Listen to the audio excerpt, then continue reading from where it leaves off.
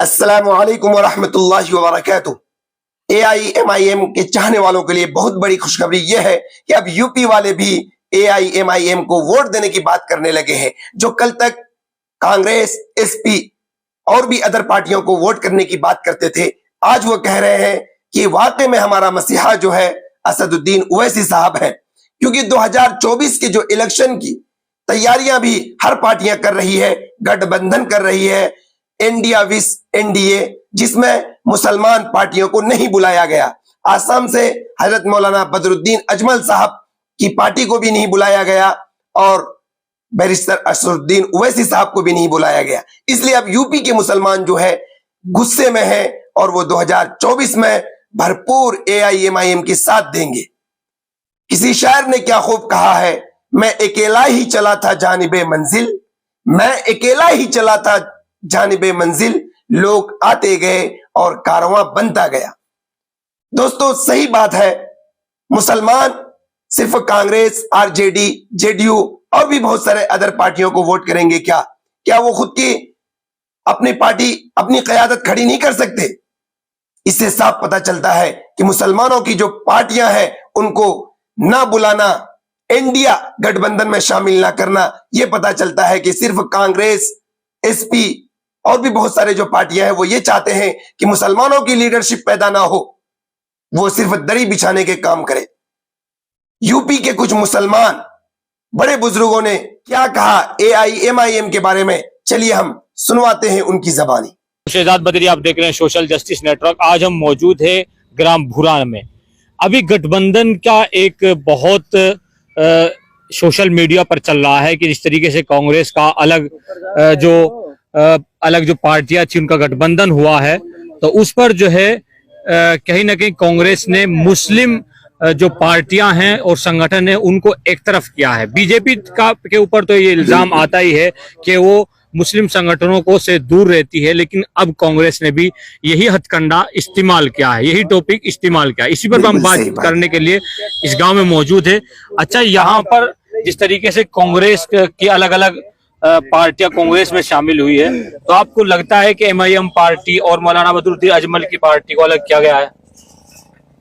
देखिए, कांग्रेस को ये चाहिए था कि सभी दलों को इकट्ठे करके, चाहे वो मुस्लिम का दल हो या कोई भी दलित का दल हो, सबको साथ लेकर के 2024 का अगर उन्हें चुनाव जीतना है, दोबारा से जो है भारत में अपनी सरकार बनानी है, तो सभी दलों को इकट्ठा करके भारत में जो है उनको एकजुटता दिखानी चाहिए थी, लेकिन उन्होंने ऐसा नहीं किया। सही बात है।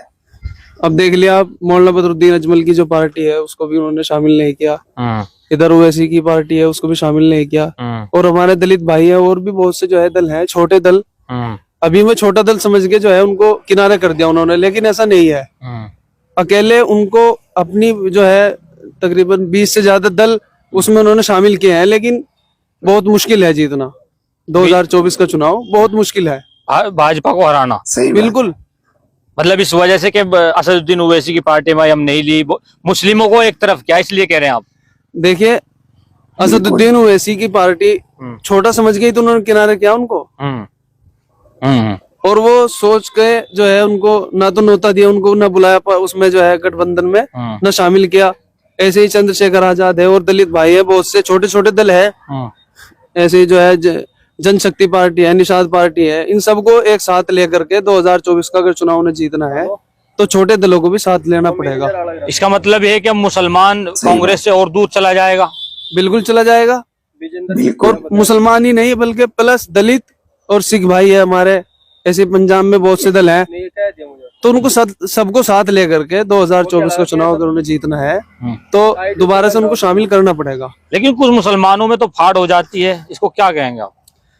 मुसलमान अपना एक वजूद रखता है, जिस तरह हमारे भाई हिंदू भाई हैं वो भी एक अपना जो है वजूद रखते हैं, और भारत एक ऐसी सरजमीन है, एक ऐसा जो है लोकतंत्र का देश है जहाँ पे हर धर्म के लोग रहते हैं। तो हमें चाहिए कि सभी धर्मों को साथ लेकर के, सभी दलितों को जो है, सभी गठबंधन को साथ लेकर के, गठबंधन को बल्कि महागठबंधन करना चाहिए, मुसलमानों को लेकर के, दलितों को लेकर के, सिख भाइयों को लेकर के, हिंदू भाइयों को लेकर के साथ चले। लेकिन राहुल गांधी जी की सोच थोड़ी अलग चली गई है, अलग चली, मुसलमानों को छोड़ दिया, बिल्कुल छोड़ दिया उन्होंने। आप कहीं कश्मीर के महबूबा मुफ्ती है, उनको शामिल किया गया, इस वजह से तो नहीं? ऐसे ही गुलाम नबी आजाद को ले लीजिए, उनको भी न्योता नहीं दिया है। क्यों नहीं दिया भाई? क्या वो मुसलमान है इसलिए नहीं बुला उनको? क्यों मुसलमान है? उनका भी एक अपना दल है। लेकिन वो तो एक वैसे माने जाते हैं कि वो कब किस पार्टी को ज्वाइन कर ले। गुलाम नबी आजाद, एमआईएम का प्रमुख जो असदुद्दीन ओवैसी, वो खुलकर बीजेपी के खिलाफ बोलते हैं और मुसलमानों के हक में बोलते हैं। उनको ही असल बुलाने का वजह, ये ना बुलाने की वजह क्या लगता है आपको? देखिए, गुलाम नबी आजाद जब कांग्रेस में थे तो राज्यसभा में विपक्ष के नेता थे और कई वार्ड, उनको अवार्ड से उन्होंने जो है प्रधानमंत्री जी ने, हमारे देश के जो प्रधानमंत्री है, राष्ट्रपति हैं, उन्होंने उनको सम्मानित किया। तो उन्हें चाहिए था, राहुल गांधी को, गुलाम नबी आजाद जी को, महबूबा मुफ्ती को, असदुद्दीन ओवैसी को, बदरुद्दीन अजमल को, इन सबको न्योता दे। आना ना आना वो तो उनकी मर्जी थी, लेकिन उन्होंने न्योता नहीं दिया, उनको बुलाया तक नहीं। अच्छा, अब एमआईएम पार्टी जो है, कहीं ना कहीं एमआईएम पार्टी को नहीं बुलाया गया है। कांग्रेस ने एक गठबंधन किया, अब मुसलमान उधर जाएंगे कांग्रेस की तरफ? नहीं जानेंगे, जानेंगे नहीं, बिल्कुल नहीं जाएंगे। नाराज हो गए आप कांग्रेस? जी नाराज हो गए।